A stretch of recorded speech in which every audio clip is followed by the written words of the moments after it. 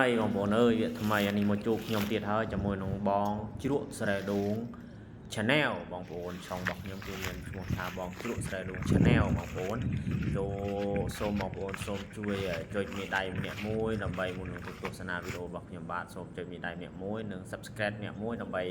បានវីដេអូថ្មីជាបន្តទៀតបងប្អូននេះដូងរបស់ខ្ញុំបងប្អូនគឺចង្ការដូងអត់មានចង្ការដូងទេគឺស្រែគឺស្រែដូងបងប្អូនព្រោះកន្លែងនេះគឺជាស្រែបងប្អូនឥឡូវក្រោយពីទឹកស្រកចំនួនស្រកបាត់ទៅបងប្អូនឃើញថាដូងរបស់ខ្ញុំគឺមានរូប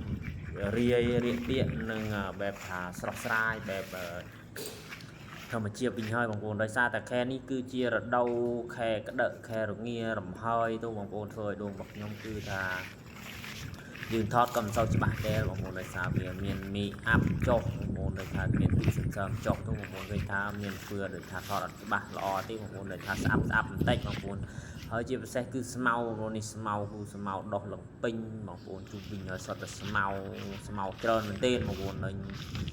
តែមិនទាន់បានកាត់ស្មៅទេបងប្អូនចាំមើលដល់វគ្គក្រោយនៅពេលដែលយើងកាត់ស្មៅរួចទៅវាប្រែប្រួលទៅជាយ៉ាងណាបងប្អូនគឺថាកាត់ដែលប៉ុន្តែកាត់អត់ទាន់អស់បងប្អូនកាត់បានមួយកណាត់ទៅមួយកណាត់នេះឯងថាយើងកាត់ស្មៅ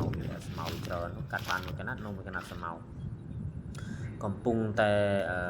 នេះអានេះគឺថាចឹងដោយរងជ្រួយទឹកបន្តិចមិនវិញទេបងប្អូនដោយសារតែមើលទៅដល់មានជ្រួយទឹកដោយសារតែមីកញ្ចែឬក៏មីខ្ញុងបងប្អូនមីខ្ញុងមីកន្ទុយព្រែកមីក្រហមទូចបងប្អូនប៉ាន់ជើងធូបងប្អូនហ្នឹងហើយគឺមីនោះឯងវាធ្វើឲ្យដូងស្លឹកដូងរបស់យើងគឺរិចងើបឆេះខ្លោចខ្ញុំកំពុងតែនឹងត្រៀមបាញ់ថ្នាំសម្លាប់សត្វលេងដើម្បីការពារកុំឲ្យមីខ្ញុំទីទូនេះវារំខានវាធ្វើដល់ដំណាំដូងយើងមានការបង្អាក់លូតលាស់ដូច្នេះខ្ញុំក៏នៅតែត្រៀមប្រងនឹងទីងដែរជិតបានហើយបងប្អូនគឺយើងក៏បានតែរងចាំឲ្យវារាំងស្រស់ដីបន្តិចបងប្អូនយើងនឹងធ្វើការបាញ់ថ្នាំបាញ់ជីដាក់ជីបន្តបន្ទាប់បងប្អូនដោយសារតែរដូវរំហើយយើងធ្លាក់ដល់ហើយទឹកក៏បានស្រកហើយបងប្អូនឃើញថាពិតជាគួរឲ្យរំភើបមែនទែនដោយសារតែទឹកចំនួននេះធ្វើបាបគ្រោះដ៏ធំសម្រាប់ដូងបងប្អូនហើយដូងរបស់ខ្ញុំគឺអាចទទួលរងគ្រោះគ្រប់ឆ្នាំជារៀងរាល់ឆ្នាំបងប្អូនគឺមានការរងគ្រោះទឹកចំនួនជារៀងរាល់ឆ្នាំនៅរដូវវស្សានិង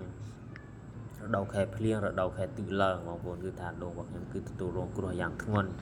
ធ្ងរបងប្អូនក៏ប៉ុន្តែជីវិតអ្នកកសិកម្មជីវិតអ្នកធ្វើដំណាំអ្នកចូលចិត្តអ្នកមិនចូលចិត្តគឺខុសគ្នាបងប្អូនដូច្នេះហើយសម្រាប់នឹងបងប្អូនចូលចិត្តអ្វីគឺធ្វើទៅខាងនោះបងប្អូនចំណង់ចំណូលចិត្តរបស់នោះយើងអ្នកគឺមិនដូចគ្នាទេបងប្អូនហើយលទ្ធផលដែលខ្ញុំធ្វើនេះគឺបងប្អូនទី1គឺយើងបានការដាំដំណាំដូងឬក៏ដាំដំណាំផ្សេងក៏បានដែរក៏ប៉ុន្តែយើងមិនទាន់មានពេលនឹងដាំទេនេះហើយខាងក្នុងបន្លែដែលខ្ញុំជីកគឺយើងបានទទួលផលហើយបងប្អូនដោយសារទទួលផលអុយគឺដោយសារយើងទទួលផលបានត្រីបានអុយហូបទៅណាបងប្អូនបងយើងមិនបាច់ទៅឆ្ងាយដល់ពេលយើងទទួលចង់បានត្រីហូបអុយយើងមកបង់មកស្នាញ់ពីរស្នាញ់ទៅបានត្រីហូបបងប្អូនត្រីមានធំ